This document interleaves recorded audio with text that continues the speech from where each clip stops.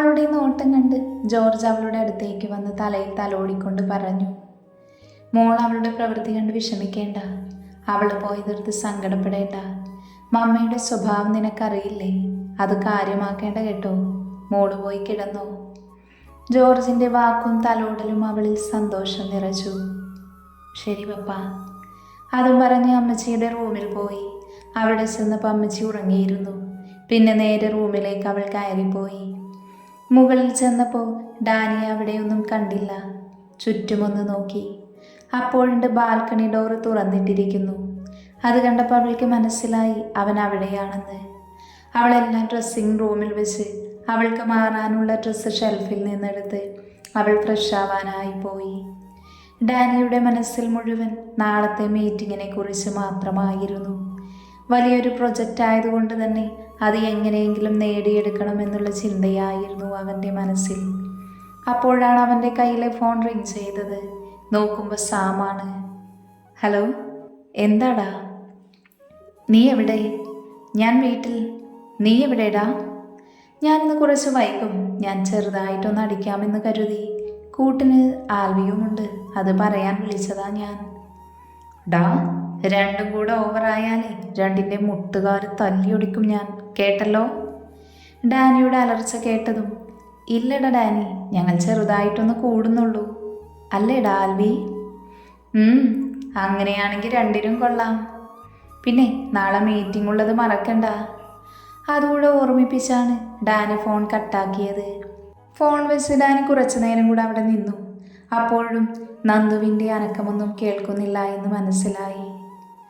ഈ പെണ്ണിതെവിടെ? എന്നെ ഒന്ന് വിളിക്ക പോലും ചെയ്യാതെ കിടന്നോ? ഡാനി അതും പറഞ്ഞ് റൂമിലേക്ക് പോയി. അവിടെ ചെന്നപ്പോഴുണ്ട് നന്ദു ഫ്രഷായി മുടികെട്ടി വെച്ച് കിടക്കാൻ നിൽക്കുവായിരുന്നു. അപ്പോഴാണ് അവൾ ഡാനിയെ കണ്ടത്. ആ നിമിഷം തന്നെ അവൾ വേഗം അവനെ മൈൻഡ് ചെയ്യാതെ ബെഡിലേക്ക് പോവാൻ നിന്നതും അവൻ നന്ദുവിൻ്റെ കയ്യിൽ പിടിച്ചൊറ്റ വലി. അവൾ ഡാനിയുടെ നെഞ്ചിൽ വന്ന് അമർന്നു നിന്നു. ആ നിമിഷം രണ്ടുപേരുടെയും കണ്ണുകൾ തമ്മിൽ കൊരുത്തുപോയി. ഒരു നിമിഷം എല്ലാം മറന്നവർ രണ്ടും നോക്കി നിന്നു. അവൻ്റെ ലോകം തന്നെ അവളിൽ തന്നെയാണ് എന്ന ഫീലായിരുന്നു ഡാനിക്ക്. നന്ദുവിനാണെങ്കിൽ അവൻ്റെ കണ്ണിലെ പ്രണയത്തിൻ്റെ തീക്ഷ്ണത അവളെ തളർത്തുന്നുണ്ടായിരുന്നു. പെട്ടെന്നാണ് നന്ദുവിന് ബോധം വന്നത്. അവൻ്റെ നെഞ്ചിലാണ് താൻ കിടക്കുന്നതെന്ന്. നന്ദു അവനിൽ നിന്ന് നോട്ടം മാറ്റി അകലാൻ നിന്നതും ഡാനി അതിനെ സമ്മതിക്കാതെ അവളെ കുറച്ചുകൂടെ അവനിലേക്ക് ചേർത്തു പിടിച്ചു. ഇച്ചായ, എന്നെ വിട്, ഞാൻ കിടക്കട്ടെ. അങ്ങനെ അങ്ങ് പോയാലോ? നിന്നോട് ഞാൻ പറഞ്ഞതല്ലേ എന്നിൽ നിന്ന് ഒളിഞ്ഞു നടക്കാൻ നിൽക്കരുതെന്ന്. എന്നിട്ടിപ്പോൾ നീ ചെയ്തതെന്താ? അവൻ നന്ദുവിൻ്റെ കണ്ണിലേക്ക് നോക്കി അവളുടെ കവിളിലൂടെ തലോടിക്കൊണ്ട് ചോദിച്ചു. അത് പിന്നെ ഞാൻ കിടക്കാൻ പോയതല്ലേ. ഓ, നീ കിടക്കാൻ പോയതാണോ? അല്ലാതെ എന്നിൽ നിന്ന് മുങ്ങിയതല്ല അല്ലേടി കള്ളി? ഡാനി അവളുടെ ഇടുപ്പിലെ പിടി ഒന്നുകൂടെ മുറുക്കിക്കൊണ്ട് ചോദിച്ചു. ഡെവിച്ച പ്ലീസ്, ഞാൻ ഒന്ന് കിടക്കട്ടെ. നന്ദു അവൻ്റെ കണ്ണിലേക്ക് നോക്കി യാചിച്ചു. ശ്രീ, ഇപ്പോഴേ നിനക്ക് കിടക്കണോ പെണ്ണെ? ഞാനൊന്ന് സ്നേഹിച്ചിട്ട് പോരെ? അവൻ്റെ കാറ്റ് പോലെയുള്ള ശബ്ദം കേട്ട് നന്ദു ഉമിനീരിറക്കി. ശ്രീ, നിന്നിൽ മാത്രം ഞാൻ ഒതുങ്ങിപ്പോകുന്നു കൊച്ചേ. നിന്നെ കാണുമ്പോൾ ഇങ്ങനെ ചേർത്ത് പിടിച്ച് ചുംബിക്കാൻ തോന്നുക എന്ന് പറഞ്ഞ ഡാനി അവളുടെ അതരത്തെ ഒന്ന് വിടർത്തി അതിനെ വായിലാക്കി നുണഞ്ഞു കഴിഞ്ഞിരുന്നു. നന്ദു അറിയാതെ കണ്ണടച്ചുപോയി. അത്രയും മൃദുലമായ ചുംബനമായിരുന്നു. അവൻ്റെ നിശ്വാസത്തിന് പോലും പ്രണയത്തിൻ്റെ രുചിയുള്ള മണമാണെന്ന് തോന്നിപ്പോയി അവൾക്ക്. അവളുടെ കൈകൾ അവനിൽ അമർന്നു.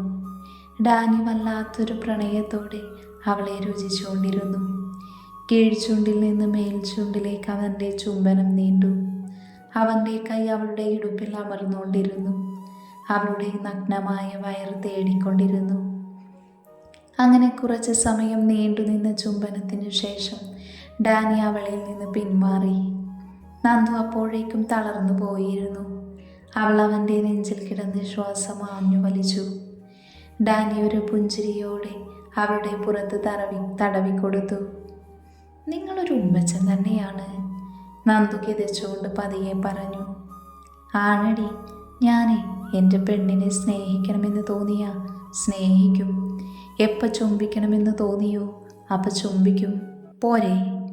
പിന്നെ ഞാനൊരു ചുംബനം തന്നിട്ട് നിനക്ക് താങ്ങാൻ കഴിയുന്നില്ല എങ്കിൽ നിന്നെ മൊത്തത്തിൽ ഞാൻ സ്നേഹിച്ചാലേ എൻ്റെ കൊച്ച് കുറച്ച് ക്ഷീണിക്കുമല്ലോ. നമുക്കൊന്നേ മൊത്തത്തിൽ അങ്ങ് സ്നേഹിച്ചാലോ പെണ്ണേ, ഈ രാത്രി തന്നെ. സമ്മതമാണോ ശ്രീ? അവളെ പിടിച്ചവൻ്റെ മുന്നിലേക്ക് നിർത്തി നന്ദുവിൻ്റെ കണ്ണിലേക്ക് നോക്കി ഡാനി ചോദിച്ചതും നന്ദു അവനിൽ നിന്ന് കുതറി അവനെ കൂർപ്പിച്ചൊന്ന് നോക്കി. ഒന്ന് പോയി ചായ, എന്തു പറഞ്ഞാലും വഷളത്തര മാത്രമേ വായി വരത്തുള്ളൂ. ഉമ്മച്ചൻ. അതും പറഞ്ഞവൾ മുന്നിലേക്ക് പോയി.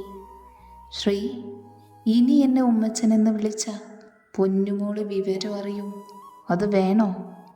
നന്ദുവിനെ നോക്കി മീഴ്ച പിരിച്ചുകൊണ്ട് ഡാനി പറഞ്ഞതും നന്ദു പേടിയോടെ ബെഡിലേക്കിരുന്നു. അവളുടെ വെപ്രാളം കണ്ട് ഡാനിക്ക് ചിരി വന്നിരുന്നു. അവൻ ചെറുപുഞ്ചിരിയോടെ ബെഡിൽ വന്നിരുന്നു.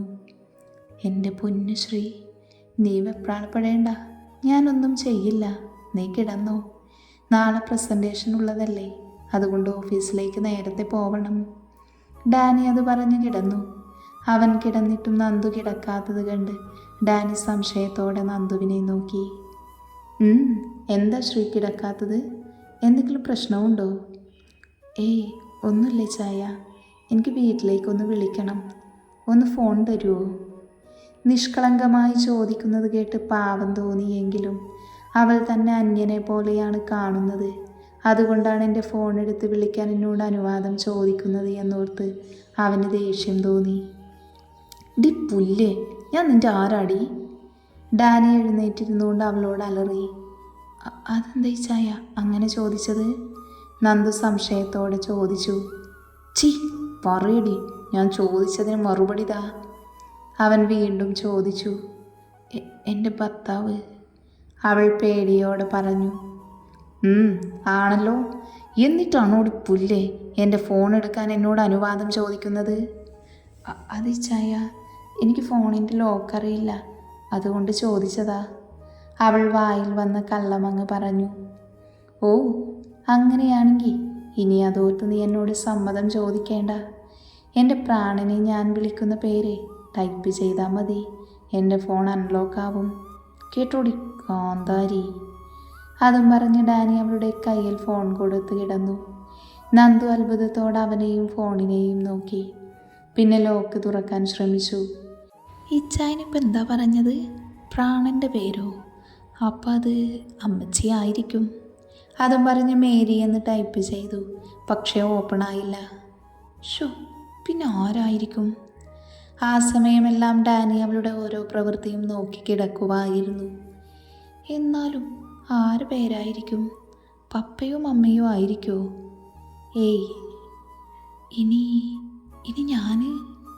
അവൾ ഒരു നിമിഷം ഒന്ന് ഞെട്ടിക്കൊണ്ട് ശ്രീ എന്ന് ടൈപ്പ് ചെയ്തതും ഫോൺ അൺലോക്കായിരുന്നു.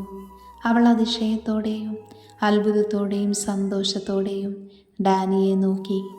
അപ്പോഴുണ്ട് അവനും കണ്ണെടുക്കാതെ നോക്കി കിടക്കുവായിരുന്നു. ഇപ്പോഴാണോ നിനക്ക് കിട്ടിയത്? അതിനവളൊന്ന് ചിരിച്ച് കാണിച്ചു. നീ വല്ലാതങ്ങ് ചിരിച്ചെന്നെ മയക്കാൻ നിൽക്കാതെ വീട്ടിലേക്ക് വിളിക്കാൻ നോക്ക്, അല്ലെങ്കിൽ പൊന്നുമോൾ ഒന്നുകൂടെ വിയർക്കും. അത് വേണോ? ഡാനിയുടെ നോട്ടവും സംസാരവും എല്ലാം കൂടെ നന്ദുവിന് മനസ്സിലായി. താൻ അടിച്ചു കൊടുക്കുന്നതെല്ലാം അവൻ കണ്ടു എന്ന്. അതുകൊണ്ട് തന്നെ അവനിൽ നിന്ന് പണി മേടിക്കേണ്ട എന്ന് കരുതി നന്ദു അവനെ നോക്കി ഒന്ന് ചിരിച്ചുകൊണ്ട് വീട്ടിലേക്ക് വിളിച്ചു. ഡാനി ഒരു ചിരിയോടെ അവളെ തന്നെ നോക്കി കിടന്നു. നന്ദു വീട്ടിലേക്ക് വിളിച്ച് സംസാരിച്ചു. അവരുടെ സൗണ്ട് കേട്ടപ്പോൾ അവൾക്ക് കുറച്ച് ആശ്വാസമായി. കാരണം അവർ ഒത്തിരി സന്തോഷത്തിലാണ് എന്ന് അവൾക്ക് മനസ്സിലായി. അങ്ങനെ കുറച്ച് സമയം അവരോട് സംസാരിച്ച് ഫോൺ വെച്ച് ഡാനിയുടെ അരികിൽ വന്ന് കിടന്നു. ഇച്ചായ, നിങ്ങൾ എൻ്റെ ജീവിതത്തിലേക്ക് വന്നതുകൊണ്ട് ഞാൻ ഒത്തിരി ഹാപ്പിയാണ്. കൂടെ എൻ്റെ അനിയത്തിമാരും. അതിനെത്ര നന്ദി പറഞ്ഞാലും മതി വരില്ല. ഓരോന്നാലോചിച്ച് നന്ദുവും നിദ്രയെ പുൽകി. പിറ്റേന്ന് നേരത്തെ എണീറ്റത് ഡാനിയായിരുന്നു. അവൻ നോക്കിയപ്പോഴുണ്ട് നന്ദു അവൻ്റെ നെഞ്ചിൽ പൂച്ചക്കുഞ്ഞിനെ പോലെ ഉറങ്ങുവാണ്. എന്തുകൊണ്ടോ അവന് വല്ലാതെ സന്തോഷം തോന്നി. അവളെ ഉണർത്താതെ മാറ്റിക്കിടത്തിയവൻ പതിയെ എണീറ്റു. അവൻ്റെ എല്ലാം കഴിഞ്ഞിട്ടാണ് നന്ദു എണീറ്റത്. അയ്യോ ഇച്ചായ, ഒരുപാട് സമയമായോ? എന്നിട്ടെന്താ എന്നെ വിളിക്കാഞ്ഞത്? അവൾ പെട്ടെന്ന് വെപ്രാളപ്പെട്ട് എഴുന്നേറ്റ് വാഷ്റൂമിലേക്ക് ഓടിക്കൊണ്ട് ചോദിച്ചു. എൻ്റെ പൊന്നു ശ്രീ, പതിയെ മതി, ഞാൻ വെയിറ്റ് ചെയ്യാം, നേരം വൈകിട്ടില്ല. എനിക്കൊന്ന് ചെക്ക് ചെയ്യാനൊക്കെ ഉണ്ടടി. അവൾ ഓടിപ്പോകുന്നത് കണ്ട് അവൻ ചിരിയോടെ വിളിച്ചു പറഞ്ഞു. അപ്പോഴാണ് അവൾക്ക് കുറച്ച് ആശ്വാസമായത്. നന്ദു ഫ്രഷായി വന്ന് നോക്കുമ്പോഴുണ്ട് ഡാനി ലാപ്പിലാണ്. ഓ ഭാഗ്യം, ഉമ്മച്ചൻ ജോലിയിലാണ്, അപ്പോഴേക്കും റെഡിയാവാം. അതും പറഞ്ഞവൾ സാരി ഉടുത്ത് റെഡിയാക്കി. മുടി ചീകി കണ്ണിൽ ലൈനിയർ നീട്ടി എഴുതി മിതമായ മേക്കപ്പും ചെയ്തു. അവസാനം സിന്ദൂരം ചെറുതായിട്ട് ആരും കാണാത്ത രീതിയിൽ തൊടാൻ നിന്നതും ഡാനി അവളെ പുറകിൽ നിന്ന് പുണർന്നതും ഒരുമിച്ചായിരുന്നു. ശ്രീ, എന്ത് സുന്ദരിയാണ് പെണ്ണെ നിന്നെ കാണാൻ. നീ രാവിലെ തന്നെ എൻ്റെ കൺട്രോള് കളയും. അവളുടെ പുറംകഴുത്തിലൊന്ന് ചുംബിച്ചുകൊണ്ട് ഡാനി പറഞ്ഞു. ഇച്ചായ, കൊഞ്ചാതെ പോയേ, ഞാൻ ഈ സിന്ദൂരമൊന്ന് തൊടട്ടെ. നന്ദു ഡാനിയിൽ നിന്ന് മാറാൻ ശ്രമിച്ചുകൊണ്ട് പറഞ്ഞു. ശ്രീ, നീ എന്താ പെണ്ണെ ഇങ്ങനെ? ഒന്ന് റൊമാൻറ്റിക്കായി വന്നതാ, അപ്പോഴേ അവളുടെ സിന്ദൂരം. അതും പറഞ്ഞ് അവളുടെ പുറത്ത് ചുംബിച്ചുകൊണ്ട് അവിടെ ഒന്ന് അമർത്തിക്കടിച്ചു. ഇച്ചായി, എനിക്ക് വേദനിച്ചു കേട്ടോ. അവനിൽ നിന്ന് പിടഞ്ഞുകൊണ്ട് നന്ദു പറഞ്ഞതും ഡാനി ഒരു ചിരിയോടെ സിന്ദൂര ചെപ്പിൽ നിന്ന് ഒരു നുള്ളെടുത്ത് അവൾക്ക് തൊട്ടുകൊടുത്തു. എന്നിട്ട് അവളുടെ നെറ്റിയിൽ ഒത്തിരി പ്രണയത്തോടെ ചുംബിച്ചു. Sree, seeing you makes it impossible for me to control myself. പക്ഷേ ഇപ്പോൾ അതിന് ടൈമില്ല, അതുകൊണ്ട് നിന്നെ വെറുതെ വിടുക, കേട്ടോടി മിസ്സിസ് ഡാനിയൽ ഡേവിഡ്. അത് കേട്ടതും നന്ദു ഒരു ചിരിയോടെ അവനെ നോക്കി പുറത്തേക്ക് പോയി. അവളുടെ പുറകെ തന്നെ ഡാനിയും.